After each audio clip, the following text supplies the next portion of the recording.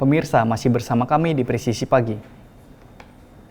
Guna menjaga kelancaran arus mudik dan balik pada masa mudik Idul Fitri 1445 Hijriah, Korlantas Polri menggelar operasi Ketupat 2024 dimulai dari tanggal 4 April hingga 16 April 2024. Korlantas Polri pun telah menyiapkan berbagai skema untuk memastikan kelancaran arus mudik Lebaran 2024. Berikut cuplikan wawancara rekan saya, Ibda Almira Sabira dengan Kepala Korps Lalu Lintas Polri, Irjen Pol Aan Suhan.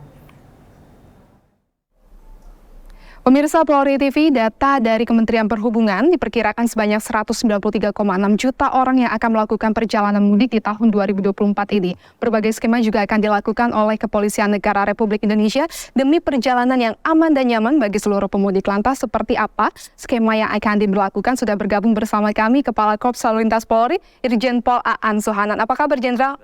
Tetap semangat, Jenderal, di puasa ini walaupun di luar sana cuaca kadang panas dan juga hujan. Jenderal, ini bagaimana kesiapan Polri dalam mudik dan juga nanti arus balik tahun ini, Jenderal? Ya, betul, tadi animo masyarakat cukup tinggi ya. Ada 193,6 juta yang akan melakukan perjalanan mudik. Tentu kita sudah melakukan persiapan-persiapan ya. Sudah jauh-jauh hari, sudah 2 bulan yang lalu kita mulai melaksanakan survei jalur ya. Kita mengecek kesiapan jalur, baik itu di tol, di arteri ya, Trans Jawa sampai dengan arteri utara, selatan, tengah, itu bisa kita survei dan kesiapannya sesuai dengan hasil survei 95 mantap, tingkat kemantapannya. Artinya cukup baik ya. Kemudian kita juga melakukan mengecek kesiapan personil, ya, material, sampai kita melakukan simulasi tactical program, simulasi di ruang sosial tertentu, sehingga kita bisa menemukan skema-skema apa yang akan kita lakukan pada arus mudik tahun 2024 ini. Ini kalau tidak salah tanggal 5 April nanti ya, Jenderal, mulai diberlakukan. Dan apa saja yang akan dilakukan? Apakah nanti akan ada kontraflow ataupun ganjil genap? Silakan, Jenderal. Betul, jadi kita setelah kita survei, kita menentukan skema ataupun cara bertindak ya. Mulai dari pembatasan angkutan barang, ini untuk mengurangi volume kendaraan yang ada di jalan ya. Kemudian melakukan pembatasan mobilisasi kendaraan dengan penerapan ganjil genap ya. Kemudian kita juga menambah kapasitas jalan, melakukan kontraflow mulai dari 1 lajur, 2 lajur, 3 lajur di penggal jalan tertentu. Kemudian kita juga akan melaksanakan skema one way dari kilometer 72 sampai dengan kilometer 414 di Kali Kangkung ya. Begitu juga sebaliknya ya pada saat arus balik ya. Kemudian kita juga akan melakukan delaying system untuk kendaraan yang mengarah ke pelabuhan. Artinya ketika pelabuhan ini sudah kapasitasnya sudah overload ya, kita akan melakukan delaying system, kita masukkan kendaraan ke buffer zone yang sudah kita siapkan. Untuk pelaksanaannya sesuai dengan surat keputusan bersama antara Korlantas, Bina Marga, kemudian Dirjen Hubdat, itu mulai tanggal 5 kita akan berlakukan skema tersebut ya, mulai dari kontraflow, pembatasan sampai dengan delaying system. Tanggal 5 pukul 14.00 ya, kita akan berlakukan skema one way, kontraflow, pembatasan barang ya, angkutan barang itu di jalur arah timur untuk one way dan kontraflow. Kemudian itu sampai tanggal 7 rencana. Ya. Kemudian tanggal 8 kita juga akan berlakukan hal yang sama mulai tanggal jam 8.00 sampai dengan 24.00. Tanggal 9 juga akan kita berlakukan ya. Tentu ini semua kita akan lakukan sesuai dengan kondisi arus lalu lintas yang ada di pada saat itu ya. Artinya kita sudah punya indikator kapan harus melakukan one way, kapan harus melakukan kontraflow, kapan harus melakukan delaying system. Ini ada indikator ini ya, arus lalu lintasnya. Jadi ketika arus lalu lintas dalam 1 jam itu sudah mulai 5.000 ya untuk Jakarta Cikampek, kita akan berlakukan kontraflow dari 1 sampai 3 lajur. Ketika di Cikampek sudah 2 lajur, kita akan berlakukan one way di Cipali. Sampai dengan Semarang. Begitu juga untuk ke arah Merak ya. Juga kita akan melakukan delay system ketika PC rasionya sudah 0,6 di pelabuhan, kita akan melakukan delay system.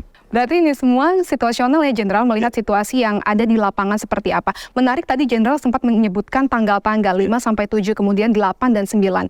Masyarakat ingin mengetahui data tersebut bisa diakses lewat mana Jenderal? Bisa, silakan di kontak center Korlantas Polri di 1.500 669, kemudian di IG Korlantas NTMC, di Twitter juga sama. Itu kita selalu update untuk informasi-informasi update di pada saat nanti operasi ketupat ini. Baik, begitupun dengan rekan-rekan media juga akan bekerja sama ya Pak untuk mensosialisasikan jadwal-jadwal kontraflow, kemudian juga one way dan ganjil genap. Jenderal tadi menyebutkan kemungkinan jika ada ganjil genap, masyarakat juga ingin tahu apakah jika melanggar nantinya akan dikenakan sanksi? Ya tentu kita yang pertama ganjil genap ini harus kita lakukan karena melihat simulasi ini kapasiti rasio masih cukup tinggi. Ya. Bagaimana nanti penegakan hukumnya? Pertanyaan kan itu. Kita tidak akan melakukan putar balik. Ya, artinya tidak diputar balikan seperti yang lalu-lalu. Kita juga tidak akan menghentikan kendaraan yang tidak sesuai dengan tanggalnya. Kita juga tidak akan melakukan tilang manual atau tilang konvensional. Ya, artinya tidak menghentikan kita. Kita akan memantau melalui etle nantinya. Ya, melalui etle. Etle ini akan memantau terhadap pelanggaran-pelanggaran ganjil genap ini. Tentu nanti kalau nanti ada yang melanggar, kita akan berikan surat konfirmasi ya kepada alamat sesuai dengan STNK, karena mungkin ini cutinya sampai tanggal 16, surat konfirmasi kita akan kirim setelah tanggal 16 nanti ya. Sehingga tidak ada alasan bahwa surat itu sudah sampai cuman belum dibaca. Kan itu. Setelah kembali baru kita kirim. Baru dikirim. Baik, berarti begitu kembali sudah bisa baca suratnya jika melanggar ya Jenderal. Kalau yang sudah-sudah kan betul seperti yang Jenderal katakan di pos-pos pantau begitu ada yang memantau kemudian diputar balikan pada saat zaman COVID Jenderal pada saat itu. Namun saat ini tidak, semuanya menggunakan elektronik. Begitu Jenderal. Antisipasi yang akan dilakukan Polri jika terjadi overload baik di darat ataupun yang menuju ke pelabuhan, tadi ada delay system. Selain itu apakah ada lagi Jenderal? Kita sudah menyiapkan contingency plan ya, atau rencana kontingensi ketika contoh di pelabuhan terjadi cuaca ekstrim, kapal tidak bisa merapat, tidak bisa juga menyeberang. Kita akan melakukan rencana kontingensi tersebut. Kita akan keluarkan kendaraan, kemudian dari ASDP juga tidak akan menjual tiket ya. Itu contohnya itu seperti itu. Kita sudah ada plannya untuk kontingensi, termasuk untuk kalau terjadi bencana banjir. Ya saat ini sedang terjadi juga Jenderal di Jawa Tengah. Kita selalu mengalihkan arus lalu lintasnya ke jalur-jalur alternatif yang bisa dilewati. Kita sudah punya peta yang rawan banjir maupun genangan ya di jalan tol maupun di jalan arteri. Kita sudah siapkan untuk rencana kontingensinya. Berarti masyarakat tugasnya tinggal memantau ya Pak pemberitaan begitu terkait lalu lintas, mengikuti di media sosial, di kanal-kanal milik Polri. Terakhir Jenderal, himbauan kepada masyarakat yang akan melaksanakan perjalanan mudik, silakan. Tentu yang pertama ini dipersiapkan ya, perjalanan untuk mudik ini masih lama nih. Kita bisa menjadwalkan kapan saya harus mudik, sesuaikan dengan tanggalnya tentu ya. Puncak arus ada di tanggal 6 dan tanggal 8. Nah, itu hindari atau kurangilah ya. Artinya bisa nanti tanggal 5 atau tanggal-tanggal yang lain. Dan semuanya di tanggal 6, tanggal 8.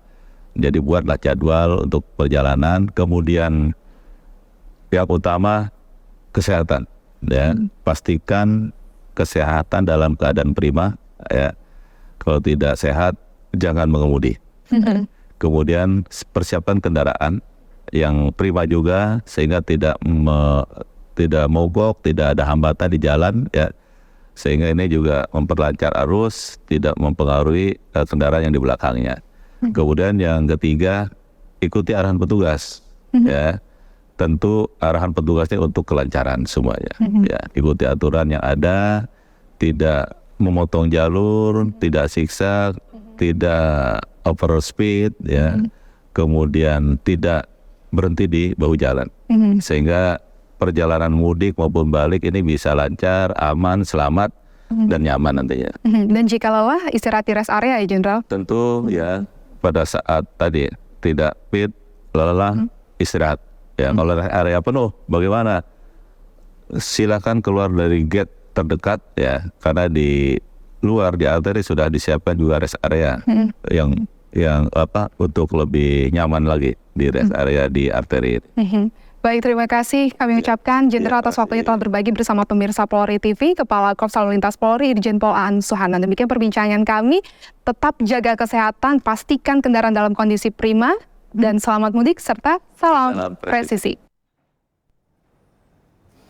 Tetaplah bersama kami, Presisi Pagi segera kembali.